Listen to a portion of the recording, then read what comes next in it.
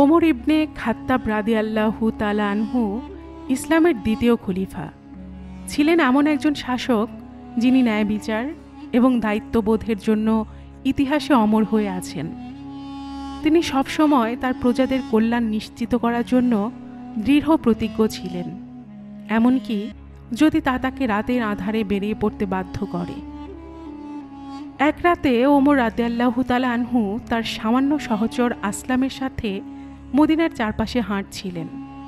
শীতল রাতের নিস্তব্ধতায় তিনি একটি বাড়ি থেকে ক্ষীণ কান্নার শব্দ শুনতে পেলেন।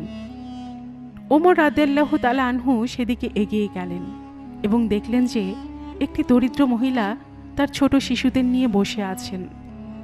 আগুনের উপর একটি হাঁড়ি রেখে তিনি কিছু রান্না করার ভান করছিলেন, যেন তাদের ক্ষুধা কিছুটা প্রশমিত হয়। কিন্তু হাঁড়িতে আসলে কিছুই ছিল না। এটি ছিল শুধু পানি, যা অনবরত ফোটানো হচ্ছিল। ওমর রাদিয়াল্লাহু তাআলা আনহু মর্মাহত হলেন এবং মহিলাকে জিজ্ঞাসা করলেন, তুমি কেন এভাবে শিশুদের ধোঁকা দিচ্ছ? মহিলা জবাব দিলেন, আমাদের কাছে খাওয়ার মতো কিছুই নেই।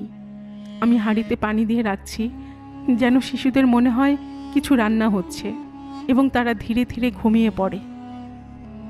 আমাদের কেউ খোঁজ নেয় না, এমনকি খলিফাও আমাদের জন্য কিচ্ছু করে না।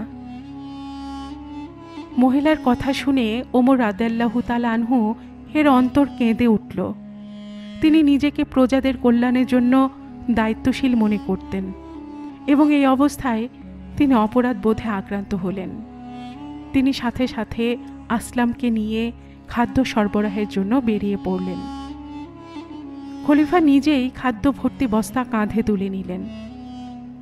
আসলাম তাকে সাহায্য করতে চাইলে ওমর রাদিয়াল্লাহু তাআলা আনহু বললেন, কিয়ামতের দিন আমার বোঝা কে বহন করবে?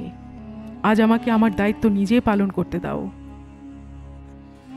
মহিলার ঘরে ফিরে এসে তিনি নিজ হাতে খাবার রান্না করে দিলেন এবং শিশুদের খাবার খাওয়ালেন। শিশুরা তৃপ্ত হয়ে ঘুমিয়ে পড়ল। ওমর রাদিয়াল্লাহু তাআলা আনহু সন্তুষ্ট চিত্তে ফিরে গেলেন, কিন্তু মহিলাকে বললেন না যে তিনিই ছিলেন মুসলিম বিশ্বের মহান খলিফা।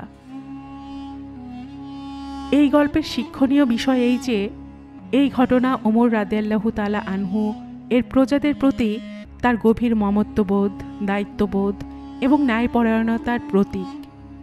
তিনি শাসক ছিলেন, কিন্তু তিনি তার প্রজাদের প্রতি দায়িত্ব পালন করতে কখনো পিছপা হননি। তার শাসন আমল প্রমাণ করে যে একজন সঠিক শাসক কেবল আইন দ্বারা শাসন করেন না, বরং নিজের অন্তর দিয়ে তার প্রজাদের মঙ্গল নিশ্চিত করেন।